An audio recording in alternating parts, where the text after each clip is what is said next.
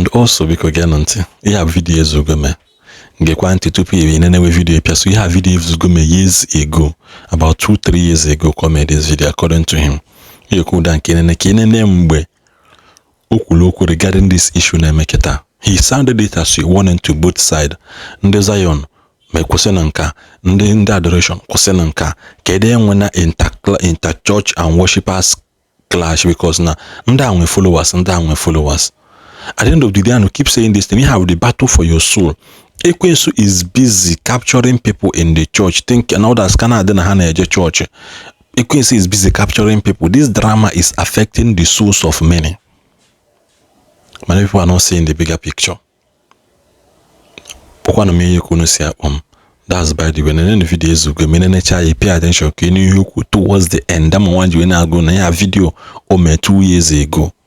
Then in again to the end of the video, he did a fresh video of a reminder for this kind of topic also. One. Ozia Nezi na Galo Zion Ministry and the Adoration Ground Enugu. Evangelist Ebuka Obi and the Reverend Father Ejike Membaka. Unu enyekwu na ekwensu ohere ka o wolu unu wee kwalụ ngwa ọrụ. Eziokwu na of late, a lot of men of God are getting too excited and they are beginning to promote the kingdom of darkness, giving them stand ka ha wolu okwute na-atụ ndị ụka. Somebody doka Abel, Damina, or what, and there's so many of them. Reverend Father Ejike Mbaka, do not be excited or moved by all this oja nda akpolo nwe ha ndome na buze eziokwu na agbo omegu ibido nyewe some kind of message nwere ike ibute okwu n'ụka in this kingdom.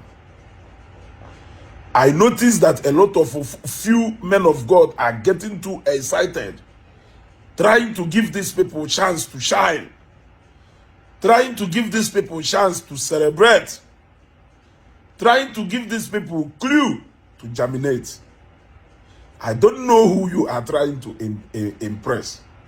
Looking at that message in you clearly, I don't want to blame anybody. But looking at that message in you clearly, are you forgetting that all those things you kulu na those messages are things people now accuse you of? Then knowing fully well that people are also accusing you of that. Kelonde na direct is that message too. Eku that he who lives in glass house don't throw stones. I am not saying that neoni neku makewo Ebuka Obi ka ị in as much as na ye ma onye eji ofuchara fancha okuchara fancha and omechara fancha wee malo unu ekwezi na ka ekwensu wolo no kwalụ ngwa ọlụ. Let me tell you people, ọ bụrụ na ụka ya do destroyed today na ala Igbo or na in Nigeria or among our society today, ndị pastors wunu ya eji aka unu we destroy that kingdom. Una not too excited. Give your message according to what is in the Bible. Do not say anything to please these people. These people are not your members. If you no to the cross, continue getting excited. You and one other people. Gradually, Mbaka is beginning to speak your language. And don't you know entertain people. Omaho no na yende mmadu clue and ohele ha yeji we kpogide no be. Finally na message ya nneku. I like your mefa nde Adoration Ground Enugu and ndo otu Ebuka Obi na-eme na social media, because these two people were a large congregation turning two of them against each other.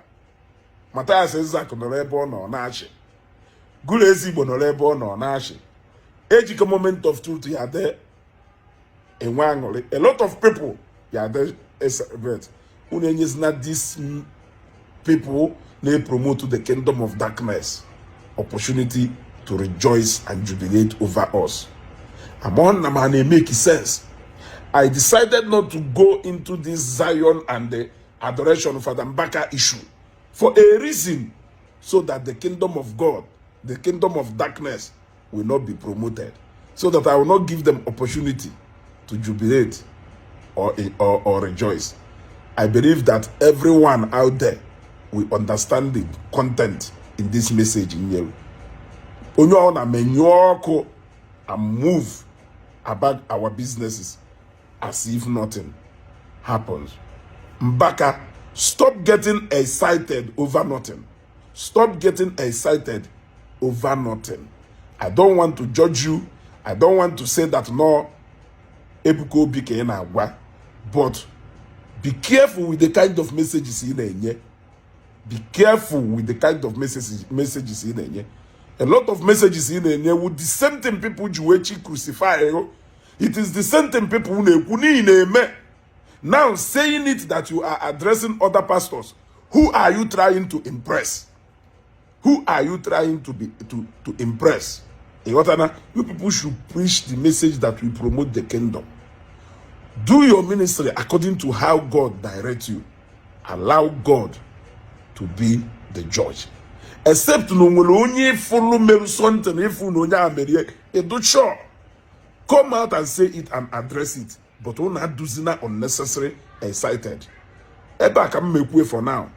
And I believe that I may not go deeper into this adoration Enugu and the Ebukobi saga for now until further notice. Dalukono. Onye nwelu nte nyano. Ekwensu ye ewolu nde no inside the kingdom. Kwaru ngwolo. We mebie that kingdom ndị mmadụ na-ekpe ekpere ka emebie mgbe ahụ we wuru the case of Alumelu situation. Dalukon. I made this video like almost 2 years ago. I made this video at that time where Ife Basalo Father Mbaka na Ebuko Biaka na Shibide Ebido can make this video in Afo. And I made this video after that time Father Mbaka made sure that if I homela about Ofacharafancha and Domecharafancha, I did this video. I later even did another video where I was telling him to at least put a clarity on that video so that other people the ground to be insulting Evangelist Ebukobi. Nya clarify that video. Kowalunde madu no Evangelist Ebukobi konagwa. No me. Now what it means is that actually no Evangelist Ebukobi konagwa. And now people from the other side retaliate in defense. That nyasna no malo. Nyamalo nefa ujo soko opachanya funwo onenwu. Watch the first video I did. If you see the second video I did, then you will know that I am bobo, because from where some men of God started changing their message to suit that of Matthias. So many of them started changing their message to suit that of Matthias. Hey, what I go? Fear that nahafuziebe anano diogwa. Not how to the glory of God, not to the glory of Matthias Nando to it. Hey, what I go? I'm gonna walk 1 million before Zoe. But if it was me well as time goes on, or guy Nenugu, bro, when say the message out of proportion, the more time on aga, the more on our report more. Now have more on that issue when he should be pouring midi na that okunaba or now buy fuel, now buy fuel. That come we say no. Na mmadụ ekwu okwu ka ewe mmanụ mmadụ na-ekwu okwu. I wepụta wee kwuo okwu. I wepụta wee kwuo okwu. Especially ụfọdụ ndị bloggers Enugu a na-enyezi mkpọtụ everywhere today. Ha kpagharịba na chọwa onye na-ekwu ọnụ na onye a ekwu ọnụ. Watch this video. Jee watch ya video ọhụrụ na mpụtara ma video VDM ha ncha niile. You must see the first video or second video mmero where I try to calm the situation down. Mana ha just say I will pick my share and sit with the reason. What I go against Natanaka maybe yafu ebo snaka mmebi yotana yafu ebo snaka mmebi. I just naga through my previous videos we bump into this one. I just decided to throw it up. Kunu wefo vida jonye doka mmero at first to maintain peace. Oduzie ka ya se no nwere nde filu na ha nwe monopoly over ikwu okwu. Mgbe obidozie haba onye ọra na bazie Ebuka Obi ị na-akwụ bloggers ụgwọ ị na-akwụ bloggers ụgwọ ị na-akwụ bloggers ụgwọ ị na-akwụ bloggers ụgwọ. Bịakwanụ palalele ụmụ ụwa. Bịakwanụ ka ụnụ palalele. Bịa ka ụnụ palalele. Ezugo.